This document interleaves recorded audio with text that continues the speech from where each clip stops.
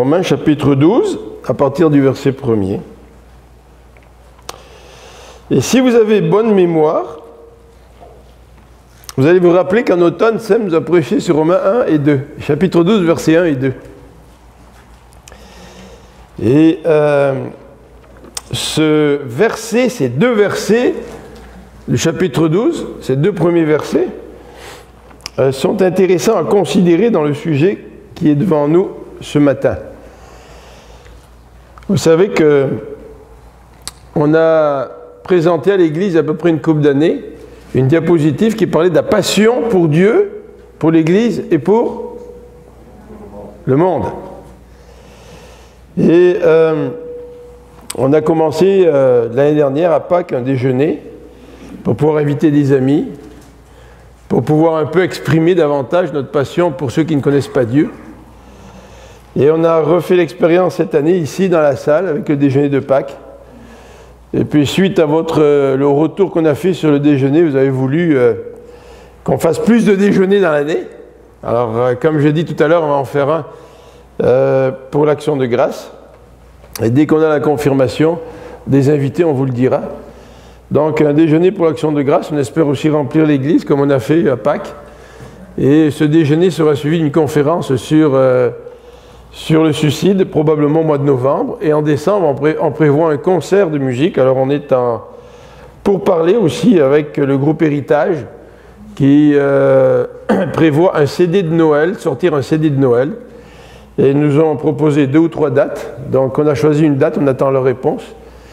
Donc pour la rentrée, voyez-vous, on aurait un déjeuner au mois d'octobre, une conférence sur le suicide au mois de novembre, un concert au mois de décembre, probablement vers le 20 décembre, le samedi 20 décembre, je pense qu'on a décidé, hein, c'est ça. Donc autant d'activités pour être des prétextes aussi pour inviter des gens. Hein. C'est ça qu'on veut, on veut inviter des gens. Et dans notre petite diapositive, quand on a parlé de la passion pour le monde, on a parlé aussi de la passion pour l'Église. Mais la passion pour l'Église c'est qui? C'est nous. L'Église, c'est même pas le bâtiment. Même si le bâtiment porte le nom d'Église, c'est pas l'Église dans le sens que Jésus utilise quand il parle du corps de Christ. Le bâtiment ici, c'est un building. Bien sûr, il est un peu spécial parce qu'il sert à nos rencontres. Bien sûr, certains. Nous faisons dans l'Église des activités qui correspondent à ce que nous croyons. Mais l'Église, c'est vraiment les gens. C'est vous, c'est moi. Et ce matin, je voudrais parler de l'hospitalité.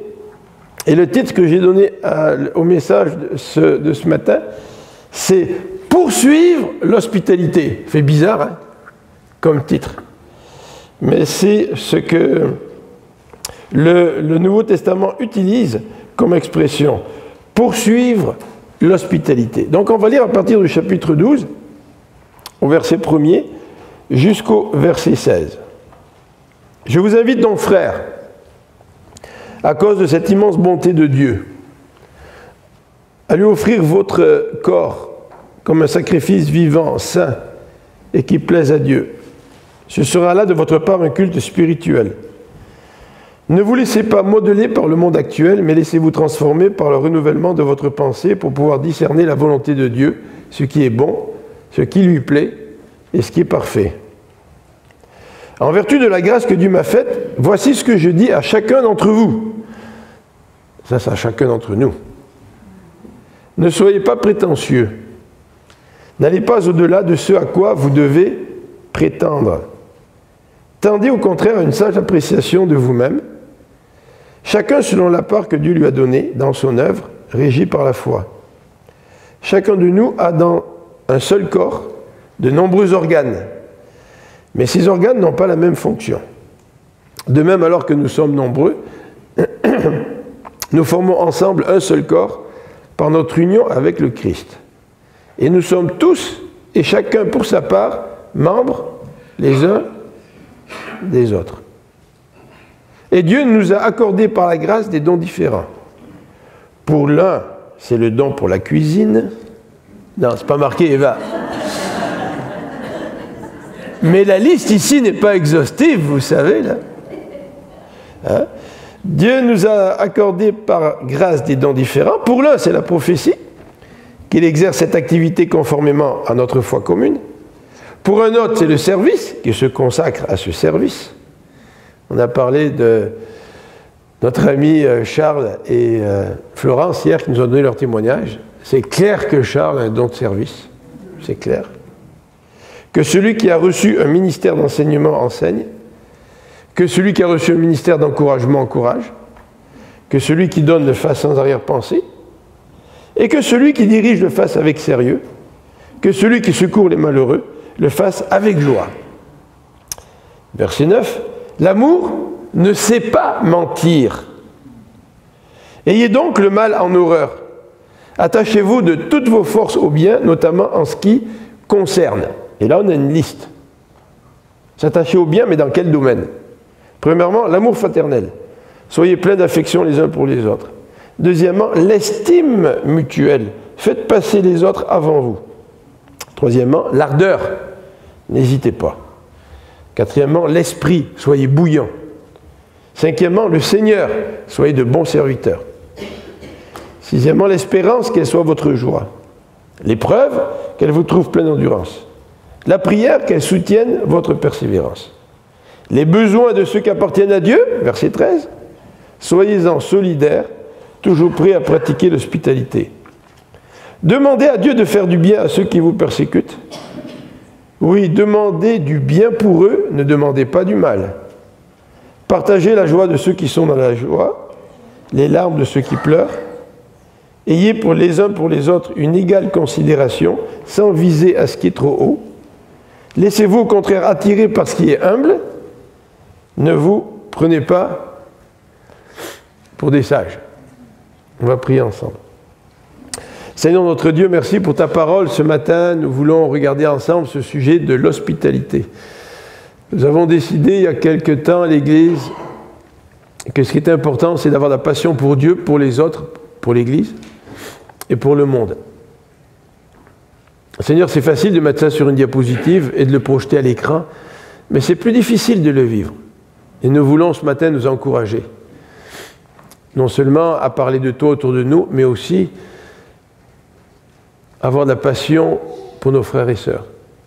Et au travers de ce sujet qui est l'hospitalité, Seigneur, aide-nous à développer toujours davantage un plus grand intérêt les uns pour les autres. Amen. Alors c'est un passage assez long, dans le sens que, bon, 16 versets, c'est pas énorme, mais dans une épître, 16 versets, d'habitude, ça a beaucoup de contenu. Et c'est vrai qu'on pourrait faire une couple de prédications juste sur les versets 1 et 2. Donc ce que je voudrais ce matin, c'est prendre ce verset 13, et donc j'ai fait exprès de prendre une autre version aujourd'hui, qui nous dit « les besoins de ceux qui appartiennent à Dieu ». En rapport avec ces besoins, nous dit Paul, « soyez-en solidaires, toujours prêts à pratiquer l'hospitalité ». Puis ce que je voudrais, c'est mettre ce verset dans le contexte de Romains 12, parce qu'il me semble que si on ne comprend pas très bien certains prérequis dans Romains 12, on ne sera pas très convaincu sur l'hospitalité.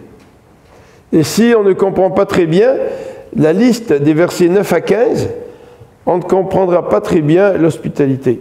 Alors ce dimanche, c'est un premier enseignement sur l'hospitalité, mais dans les dimanches qui suivent, je vais en faire encore un ou deux dimanches sur l'hospitalité. Et ce que j'aimerais, c'est qu'on puisse déboucher sur quelque chose de pratique, en particulier cet été. Alexandre, il a dit, Seigneur, qu'on mette la parole en pratique ce matin. Ben là, on va avoir l'occasion de mettre quelque chose en pratique. Le sujet de l'hospitalité. Alors peut-être ça vous fait peur, peut-être ça vous dérange, peut-être vous voyez ça comme un grand défi, mais je peux vous garantir que quand le Seigneur nous enseigne par sa parole, il ne nous présente jamais des enseignements au-delà de nos forces, c'est comme les tentations, et il nous donne le moyen de grandir dans ces domaines-là. Donc l'important, c'est de commencer. L'important, c'est de commencer, chacun où nous sommes, et puis petit à petit de grandir dans la mise en pratique de ce que le Seigneur nous parle dans sa parole.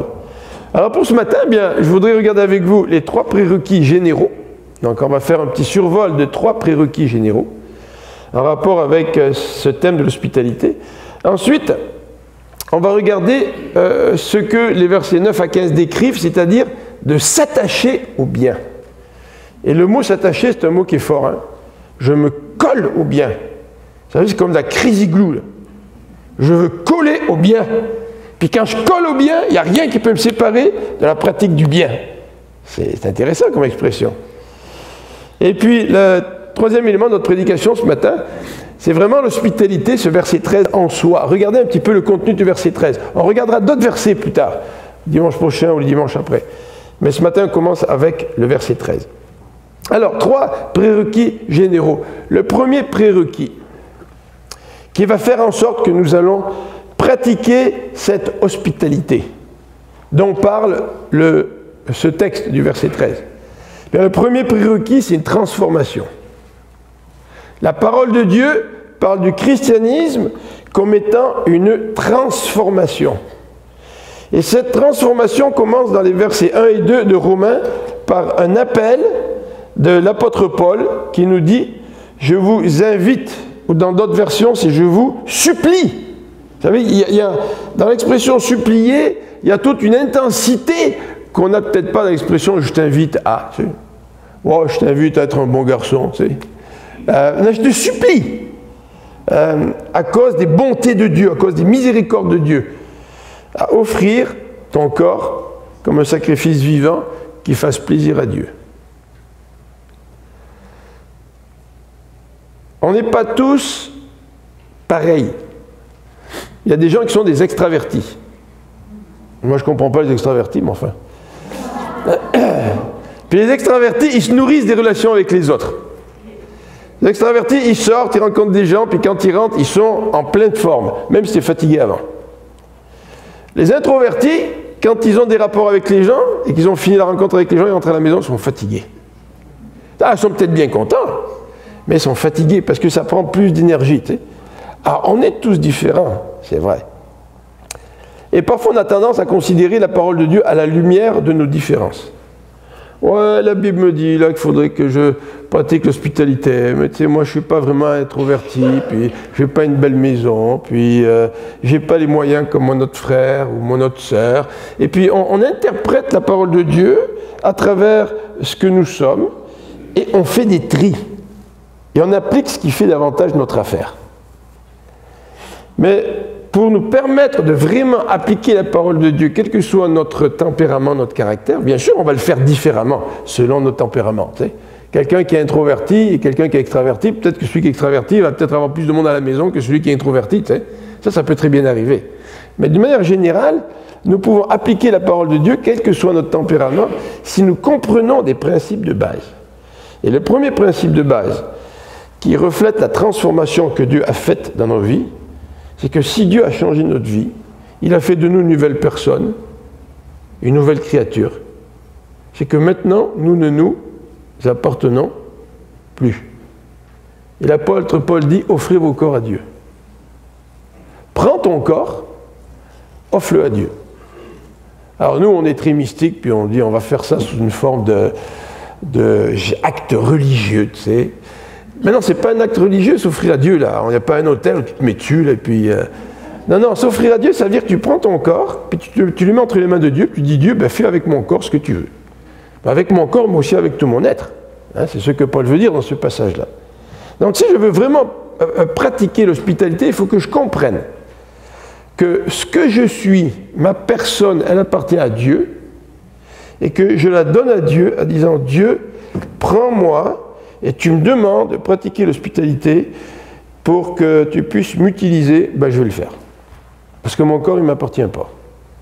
Il appartient à Dieu. Donc le principe est là. Je vais pratiquer l'hospitalité parce que je comprends que Dieu m'appelle à lui donner mon propre corps, ma propre vie. Deuxième élément en rapport avec la transformation, c'est que Paul nous dit, ne vous conformez pas au siècle présent. Et le siècle présent ne pratique pas vraiment l'hospitalité. Le siècle présent, les gens vivent pour eux. Chacun vit pour soi. Chacun vit pour ses propres loisirs, pour sa propre vie, pour ses propres intérêts. Et lorsque vous ouvrez votre maison et que vous pratiquez l'hospitalité, vous vous ouvrez à d'autres. Et si je m'ouvre à d'autres, c'est parce que je ne veux pas garder ma vie pour moi-même. De toute manière, le Seigneur a dit, celui qui veut conserver sa vie, là, perdra. Donc, on est perdant quand on fait ça. Mais quand tu ouvres ta vie à d'autres, tu ouvres ton cœur à d'autres, tu ouvres ton logis à d'autres, comme on va le voir tout à l'heure, eh bien, tu ne te conformes pas au siècle présent. Et dans ce passage de Romains, la deuxième partie du verset 2, l'apôtre Paul nous dit, mais au contraire, soyez renouvelés dans votre pensée. Donc pour être renouvelés dans notre pensée, nous avons besoin de lire la parole de Dieu et dire à Dieu, parle-moi Seigneur, et fais-moi comprendre, par exemple, pourquoi l'hospitalité c'est quelque chose d'important. Et lorsque le Seigneur me fait comprendre pourquoi l'hospitalité est quelque chose d'important, ben là, il est en train de renouveler mon intelligence, puis après, moi, je vais le mettre en pratique parce que je viens de le comprendre. Donc, nous avons besoin d'être renouvelés, d'être transformés avant de pouvoir pratiquer véritablement l'hospitalité. Le deuxième élément général, qui est un prérequis pour pratiquer l'hospitalité, c'est celui de l'humilité. C'est intéressant, parce que vous avez au verset 3 une référence à l'humilité. Regardez, en vertu de la grâce que Dieu m'a faite, voici ce que je dis à chacun d'entre vous, ne soyez pas prétentieux. N'allez pas au-delà de ce que vous devez prétendre, tendez plutôt à être sage, à avoir une sage appréciation de vous-même, selon la part que Dieu lui a donnée dans son œuvre, régie par la foi. Vous savez, parfois on ne pratique pas l'hospitalité parce qu'on n'est pas assez humble. On veut pratiquer l'hospitalité, mais quand notre maison va être à notre goût. Vous savez ?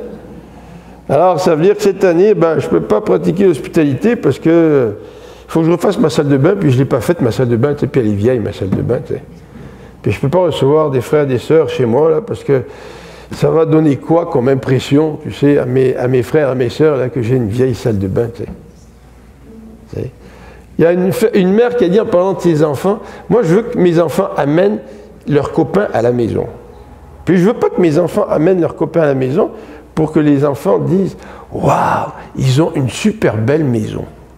Moi, je veux que mes enfants amènent leurs copains à la maison pour que ces copains disent « On est bien chez toi ». Il y a une différence, hein? Et parfois, par orgueil, nous ne pratiquons pas l'hospitalité. Ah, moi, je ne suis pas un très très bon cuisinier. C'est vrai que moi, je suis béni parce que j'ai une femme qui cuisine bien. Alors, parce que si je vous acceptais chez moi, puis que pour pratiquer l'hospitalité, je pourrais vous faire des muffins aux bananes et au chocolat. Quand un Sam vient chez moi, la première chose qu'il fait quand il rentre dans la maison, il regarde sur le comptoir s'il y a des muffins aux bananes et au chocolat. C'est pas vrai, Sam? Puis si c'est pas sur le comptoir, il regarde s'il y en a, il me dit, est-ce qu'il y en a dans le congélateur, tu sais? Parce qu'il aime les muffins aux bananes et au chocolat. Mais en fait, c'est ma femme qui m'a appris à faire des muffins aux bananes et au chocolat. Puis je vous le dis, c'est les meilleurs muffins au monde. Tu sais? Mais l'humilité, vous savez, cette idée-là, contraire à la prétention. Le prétentieux, c'est celui qui a une haute pensée de lui-même. Moi, là, il faut que je donne une image à quelqu'un. Si je ne suis pas capable de donner cette image à cette personne, je ne pratiquerai pas l'hospitalité. Et ici, le texte nous dit même au verset 16, parce que cette section-là, du verset 3 jusqu'au verset 16, est encadrée par deux références à l'humilité. Au verset 3 et à la fin de cette section, au verset 16. C'est pour ça que j'ai arrêté de lire au verset 16. Regardez au verset 16. « Ayez les uns pour les autres une égale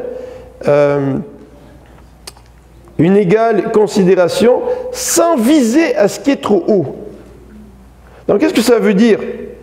Qu'il faut viser à l'humilité. Et le verset le dit, laissez-vous au contraire attirer par l'humilité.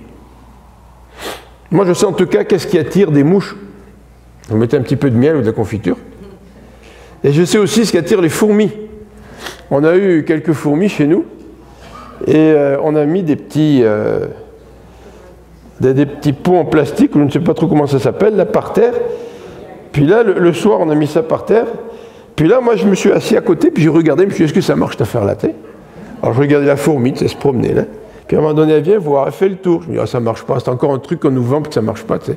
Puis à un moment donné, tant que je l'ai vu rentrer dedans, tu sais, il y a quelque chose qui a tiré cette fourmi-là, tu sais. Et le texte nous dit ici, c'est important de se laisser attirer par l'humilité. Et si je me laisse attirer par l'humilité, ça va beaucoup m'aider à pratiquer l'hospitalité. Ça va vraiment m'aider à pratiquer l'hospitalité. Et le texte nous dit aussi, ne te considère pas comme sage. Hein, dans ces passages-là, en particulier au verset 16, ne te considère pas comme sage, ne te prends pas pour un sage. Moi, je suis sage, moi, j'ai une maturité, j'ai une sagesse, et puis peut-être que les autres, en rapport avec ma sagesse, ne se sentent pas bien, tellement je suis sage, et puis pourquoi est-ce que je les inviterais chez moi, après tout, là, moi, je suis tellement au-dessus d'eux. Ce manque d'humilité qui fait que nous avons de la difficulté à nous approcher les uns des autres. Alors, généralement, la personne qui est humble, c'est la personne qui ne le sait pas, mais tous les autres le savent. Et la personne qui est humble, elle a du mal à se voir comme étant quelqu'un qui est humble. Et c'est vrai, hein? Quand on s'approche du Seigneur, qu'est-ce qu'on voit? On voit la splendeur du Seigneur. On voit la sainteté du Seigneur. On voit la perfection du Seigneur. Et face à la perfection du Seigneur, comment tu te vois? Tu vois tout ton péché. Et même si tu es quelqu'un de humble, toi tu ne le vois pas que tu es humble. Vous savez, comme dit l'autre là, ah moi je suis humble, puis je suis fier de l'être. Mince, il vient de rater son coup là. Tu ne peux pas être humble et être fier de l'être. Ne te prends pas pour quelqu'un de sage, dit la parole. Le troisième prérequis pour pratiquer l'hospitalité, c'est de comprendre la réalité du corps. Puis on en a parlé ce matin de la réalité du corps. Et cette réalité nous est décrite dans les versets 4 à 8 de ce passage. Et le texte nous dit que dans notre corps, nous avons plusieurs organes. Il suffit d'être malade pour s'en apercevoir. Il suffit d'avoir mal en quelque part pour te dire « Ah tiens, j'avais cet organe-là. » Quand ça va bien, tu n'en aperçois pas. Mais tous ces organes n'ont pas la même fonction. Alors c'est important, si on veut pratiquer l'hospitalité, c'est de comprendre que quand je pratique l'hospitalité, je prends soin de mes organes spirituels. C'est ça, c'est ce que je fais. Aujourd'hui, on parle beaucoup du corps, de faire de l'exercice, de se mettre en santé, de prendre soin de son cœur, etc. Puis on vous dit que si vous voulez vivre longtemps, il ne faut pas fumer, il faut manger 5 portions de fruits et légumes par jour, et il faut faire du sport, régulièrement, peut-être 3 fois par semaine, 20 minutes ou une demi-heure, 3 fois par semaine. Et aujourd'hui, il y a des gens qui sont tellement obsédés par ça, là, qui poussent ça très très loin, ils veulent prendre soin de leur corps. Bien, pratiquer l'hospitalité, c'est prendre soin de notre corps spirituel. En vous parlant, je me dis, il y a peut-être un côté centré sur soi. Bon, pas dans ce sens-là. Mais vous comprenez, dans la parole de Dieu, il nous est dit que nous sommes en relation avec Christ, nous formons un seul corps. Mais ça, c'est tellement facile de parler de Christ, il est là-haut, lui. Puis moi, je forme un seul corps avec Christ. Ah, moi, j'aime ça le Christ, puis je prie le Christ, puis je loue le Christ, puis je chante à Christ. Mais la Bible nous dit aussi que nous sommes membres les uns des autres. Donc la réalité de ce corps, elle est double. Je suis membre avec Christ, je fais partie de son corps, mais parce que je fais partie du corps de Christ, vous tous, vous êtes de mes organes. Et nous sommes membres les uns des autres. Hein, c'est drôle comme expression de dire ça, là. Puis là, vous regardez quelqu'un dans l'église, puis vous dites, oh, je me suis chicané avec la personne dimanche dernier, là. Puis, ça, c'est un de mes organes, tu sais. Il faudrait bien que j'en prenne soin, tu sais.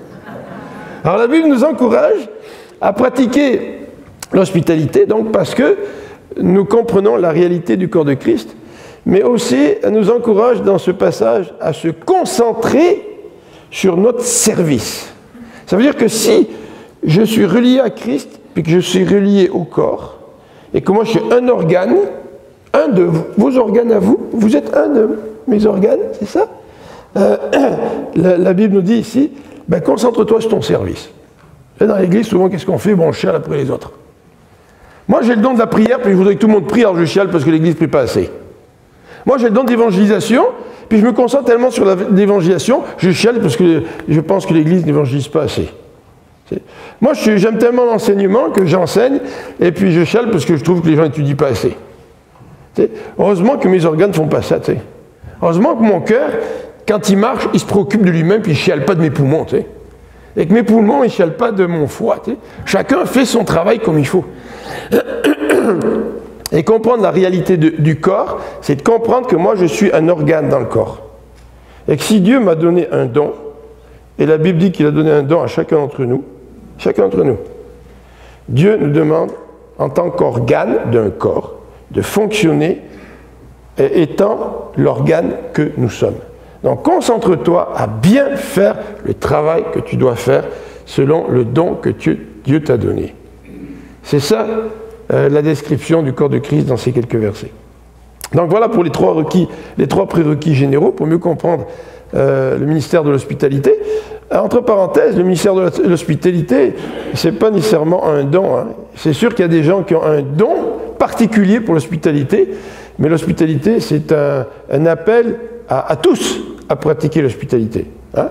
C'est comme on doit s'encourager les uns les autres. Tout le monde est appelé à encourager les autres autour de soi, mais il y en a qui ont un don particulier là-dedans, bien sûr. Alors, j'aimerais regarder avec vous la structure de ce passage, c'est important, les versets 9 à 15. Vous avez donc l'introduction au verset 9. L'amour ne sait pas mentir. J'aime ça. L'amour ne sait pas. Il y a quelque chose que l'amour ne sait pas faire. C'est mentir. Et ce verset 9, en quelque sorte, représente une introduction. Ayez donc le mal en horreur. Attachez-vous, comme on l'a dit tout à l'heure. Donc ça veut dire, collez-vous au bien de toutes vos forces. Et j'aime bien cette expression-là. On dit en général que si tu veux grimper les échelons dans une société, colle-toi à des leaders de la société. Tu sais, des gens qui sont bons, là, qui peuvent t'apprendre beaucoup de choses. Colle-toi à eux, là. Puis quand ils vont à droite, tu vas à gauche. Quand ils vont à droite, tu vas à droite. Quand ils vont à gauche, tu vas à gauche. Et tu te colles à eux, là, tu sais. Et le bien, c'est pareil. Colle-toi au bien. Et là, ils vont nous dire, dans la Bible que j'ai utilisée, le semeur, notamment en ce qui concerne. Et là, vous avez une énumération. Et pour faire ressortir l'énumération, je vous propose qu'on utilise l'expression suivante. Attachez-vous de toutes vos forces au bien,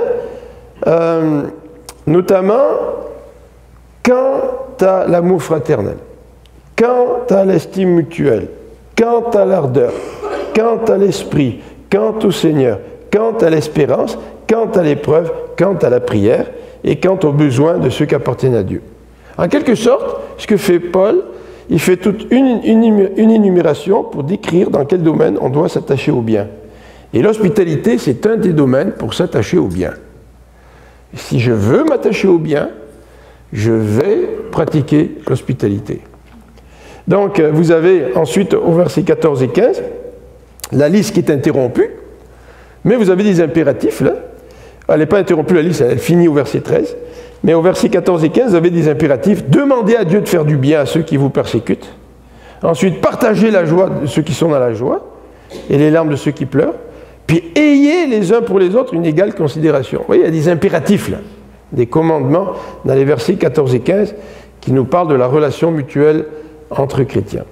Alors, si on revient à ces quelques versets, de versets 9 à 15, en particulier cette liste de 9 à 13, on pourrait se poser des questions.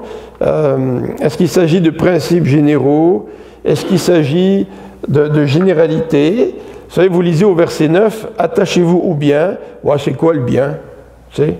Est-ce que c'est un principe, le bien? Est-ce que le principe est très pratique, très concret? Souvent, on est très bon dans les concepts. Puis entre chrétiens, on discute de concepts, on discute de la parole de Dieu. On a du mal pour la mise en pratique. Hein. On a vraiment beaucoup de mal. Et ici, l'apôtre Paul ne veut pas que ça reste un principe. Il ne veut pas que le mal soit un principe.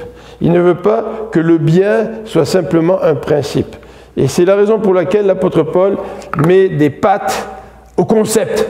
Hein, et qui va nous décrire un petit peu qu'est-ce que c'est que s'attacher au bien. Et dans les versets 11 et 12, par exemple, il nous parle de l'ardeur. L'ardeur. Il dit, n'hésitez pas, soyez pas hésitants. Dans certaines Bibles, être paresseux, être nonchalant. Ayez de l'ardeur. Ça, c'est une façon de s'attacher au bien. Deuxièmement, l'esprit. Il dit, bon, ben, l'esprit, on n'a pas toujours un bon état d'esprit, mais l'apôtre Paul, il dit, hey, soyez bouillants. C'est pour ça qu'il dit que celui qui préside, par exemple, fasse avec zèle, avec ardeur. Soyez bouillants dans le rôle que Dieu vous donne. Moi, si j'avais un cœur qui bat d'une façon nonchalante, oh, je suis un peu tanné aujourd'hui, ça fait, je sais pas, moi, 645 000 battements que j'ai fait depuis, là, je suis fatigué un peu, là, tu sais. Mais non, c'est fantastique comment Dieu nous a créés. Nos organes, ils travaillent au maximum quand on est en santé. C'est toujours le maximum que nos organes donnent. Et là, ici, eh bien, il nous demande d'être bouillants. Pour le Seigneur, par exemple, le Seigneur, ben, il dit, soyez de bons serviteurs, servez Dieu. C'est le mot diaconéo, là, servir Dieu. Servez-le, le Seigneur. Et puis, il parle de l'espérance chrétienne. Il va nous dire, ben, cette espérance chrétienne, qu'elle soit vraiment votre joie. C'est-à-dire que lorsqu'on se rencontre entre chrétiens, normalement, notre joie de l'espérance chrétienne devrait sortir. Vous savez, elle devrait se manifester. Par exemple, l'épreuve. Que l'épreuve vous trouve remplie d'endurance. Hein? Les marathons, c'est extraordinaire, les marathons. Tu sais. Parce que quand on fait un marathon, tôt ou tard, dans le marathon, on frappe un mur. Vous savez ce que c'est le mur? C'est tellement dur, là. C'est tellement dur que là, tu as envie d'arrêter. Et puis, si tu arrêtes, tu finiras pas le marathon. Et tout le monde nous dit qu'une fois que le marathon, le mur est passé, ben, la personne, elle va jusqu'à la fin. Puis je pense que Mike, tu as déjà fait un marathon. Hein? Tu as frappé le mur, toi aussi? Tu as frappé le mur. Tous ceux qui frappent le mur, ils disent c'est incroyable. Là. C'est comme si, là, tu aurais toutes les raisons au monde de t'arrêter. Et pourtant, il faut franchir ce mur pour pouvoir aller jusqu'au bout. Alors, on regarde cette liste, puis on se dit, bon, il y a des principes, peut-être des principes généraux, peut-être des généralités sur la prière, par exemple, qu'elle soutienne votre persévérance. C'est-à-dire, qu'est-ce qui va me permettre de franchir le mur dans le marathon spirituel? Notamment, c'est la prière. Parce que la prière va me permettre de franchir ce mur, puis de continuer. Et quand on lit cette liste, dans les versets donc 9 à 13, où les questions d'amour fraternel, l'estime mutuelle, l'ardeur, l'esprit, le Seigneur, l'espérance, l'épreuve, la prière, les besoins des chrétiens, bien, on pourrait réfléchir à ceci. Est-ce qu'il y a un lien entre l'hospitalité et certains de ces principes, ou certaines de ces paroles dans cette liste? Regardez au verset 9. Le verset 9 nous le dit, l'amour ne sait pas mentir. C'est bien le verset 9, oui. Ayez donc le mal en horreur. Qu'est-ce que vous avez dans vos traductions? Voilà, que quoi? Que la charité soit sans hypocrisie. Ça, c'est intéressant parce que si je fais le lien avec l'hospitalité, c'est que quand je pratique l'hospitalité, je vais me faire connaître davantage que si je rencontre les gens en dehors de chez moi. Vous savez, votre chez vous, là, votre logis, pour reprendre ce terme, il reflète qui vous êtes. Il reflète votre personnalité.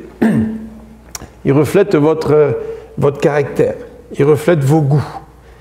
Si vous êtes quelqu'un d'organisé, quelqu'un qui n'est pas organisé, si vous aimez faire la vaisselle, pas faire la vaisselle, si vous aimez le rangement, tu sais, ça, il y a toutes sortes de choses qui se véhiculent à travers notre maison, à travers notre chez nous. Et c'est vrai que l'amour, c'est pas quelque chose qui veut faire en sorte que nous sommes hypocrites par rapport à ceux qui nous entourent, par rapport à nos frères. Nous acceptons qu'ils nous rencontrent tels que nous sommes, en particulier chez nous. Regardez le verset 10.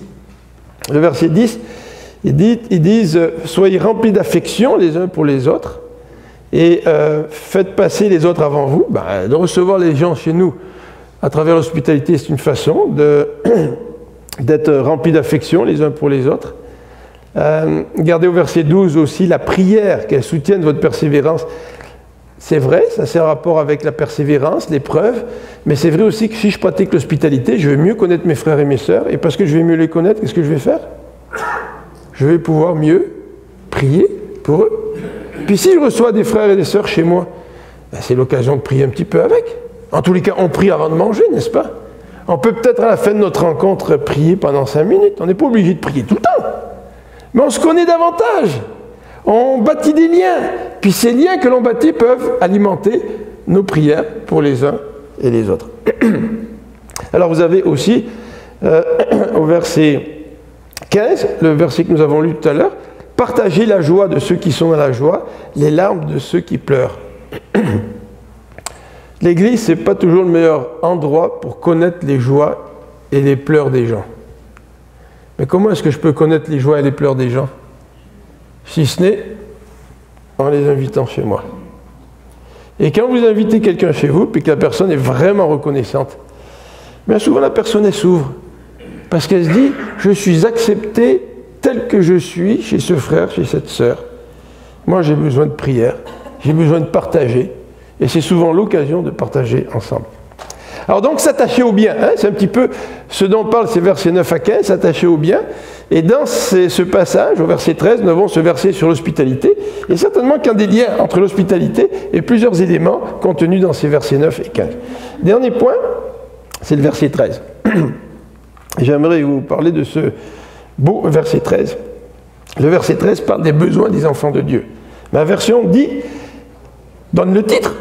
C'est le dernier titre de toute la liste. Hein. Le dernier titre, c'est les besoins. Et les besoins, qu'est-ce que c'est que les besoins? Est-ce que vous avez des besoins? Nous avons tous des besoins. Tous, nous avons des besoins. Besoin d'affection, besoin de comprendre ce que Dieu veut faire dans notre vie. On a peut-être des besoins financiers, on a peut-être des besoins spirituels, des besoins émotionnels. On a tous des besoins. Et l'apôtre Paul parle ici des besoins et il les spécifie. L'hospitalité, c'est en particulier envers les gens du peuple de Dieu. Donc le passage nous dit, il parle des besoins de ceux qui appartiennent à Dieu. C'est assez surprenant.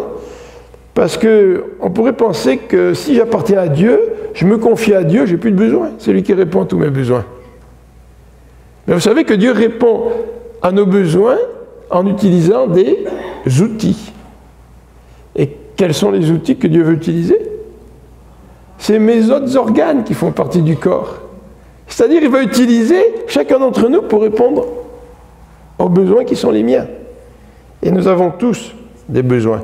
Et la question que nous pouvons nous poser, c'est comment les connaître, ces besoins? Comment les identifier, ces besoins des enfants de Dieu? Bien, une des façons d'identifier ces besoins, c'est de pratiquer l'hospitalité. Alors, deuxième élément qu'on retrouve dans ce passage, et j'aime bien l'expression que j'ai dans ma Bible parce qu'elle est nouvelle. Le texte nous dit « Soyez-en solidaires ». Soyez solidaires des besoins des autres organes de votre corps. Soyez solidaires des besoins des frères et des sœurs. Et le mot qui est employé ici, c'est le mot koinonio, ou koinoneo, ça vient de koinonia. Vous avez peut-être entendu parler de ça quand on parle de la communion. Regardez dans Actes 2, verset 42. Les frères et les sœurs persévéraient dans la koinonia, dans la communion fraternelle. Puis le terme est très courant, hein? On parle de la communion avec les chrétiens. C'est ce mot-là qui est employé ici. Pratiquez l'hospitalité. Pratiquez-la l'hospitalité. Soyez donc en communion les uns avec les autres. Ça veut dire que sans hospitalité, je ne peux pas vraiment être en communion avec mes frères comme je pourrais l'être. C'est ce que Paul est en train de nous dire ici. Et ici, c'est le verbe qui est employé. Soyez en communion. Alors, je ne sais pas qu'est-ce que vous avez dans vos Bibles. Moi, c'est marqué « Soyez solidaires ». Hein, la solidarité, c'est une valeur qu'on a perdue aujourd'hui dans notre société. Je suis solidaire avec quelqu'un. C'est-à-dire que je partage sa condition. Je le soutiens. Je suis un avec lui. Ça, c'est la solidarité. Ça, c'est ce que veut dire le mot communion. Qu'est-ce que vous avez dans vos versions? Pour ce verset-là, au verset 13? Pourvoyez aux besoins des autres. Alors, qu'est-ce que ça veut dire, ce mot-là? Être en communion, hein, le mot koinoneo, dans l'original, eh bien, on peut le traduire par prendre part.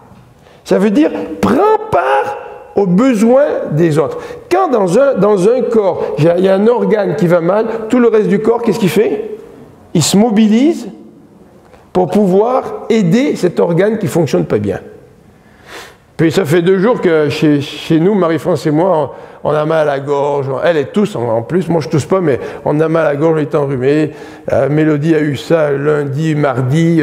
Son mari, puis son cousin avec qui elle chante, ils ont eu ça le vendredi et samedi soir. Puis elle a chanté avec les 2 gars qui avaient plus de voix, puis c'est elle qui a dû chanter toute la soirée. T'sais. Mais ça court dans notre famille. Là, t'sais. Puis là, on se disait, Marie-France et moi, on est fatigués ces jours-ci. T'sais. Puis on se disait, ben, c'est normal, tu sais. Quand le corps il lutte contre une infection quelconque, là, c'est tout le corps qui se mobilise. Tu sais. Et c'est pour ça que cette communion, quand on parle de communion, on parle de prendre part aux besoins des autres. Ouais, Seigneur, moi j'ai des besoins, en plus il faut prendre part aux besoins des autres. J'en ai assez de ma vie, de mes problèmes, mes soucis, tu sais. Mais qu'est-ce qu'il dit Paul? Offrez vos corps. Et offrir nos corps, c'est se donner les uns aux autres. C'est ça, offrir nos corps à Dieu. Dans la version de Darby, elle nous dit « Subvenez aux besoins de vos frères et sœurs ». La nouvelle édition de Genève, l'édition de John MacArthur, je pense, elle dit « Pourvoyez aux besoins des frères et sœurs ». Les besoins des frères et sœurs, ça vous concerne, parce que votre frère, votre sœur, c'est votre organe, un organe de votre corps, puisqu'on fait un seul corps. Et le verset 13 termine en utilisant l'expression que j'ai gardée dans le titre, « Poursuivez l'hospitalité ». Alors moi, j'ai, dans ma version, « toujours prêt à pratiquer ». Bon, c'est sûr que le français est beaucoup plus courant quand on dit « toujours prêt à pratiquer ». Est-ce que quelqu'un dans vos Bibles, vous avez « poursuivez l'hospitalité » ? Exercer. Qu'est-ce que vous avez comme autre verbe ? Hein? Poursuivez. Alors c'est intéressant quand on regarde ce verbe-là. Poursuivez l'hospitalité. Alors on va finir avec ça. L'hospitalité, le mot qui est employé dans le grec, c'est philoxénia. C'est 2 mots. 2 mots. Philos, ça veut dire ami. Hein? Et la deuxième partie de xénia qui veut dire logis. L'hospitalité, c'est de recevoir tes amis dans ton logis. Tu reçois vraiment quelqu'un que tu aimes chez toi. Et en fait, si nous sommes tous les organes du même corps, eh bien, normalement, nous aimons nos propres organes. Hein? Et c'est normal de recevoir nos amis chez nous. Et là, dans ce verset 13, il nous est dit que tu dois poursuivre l'hospitalité, puis le mot qui est employé, c'est...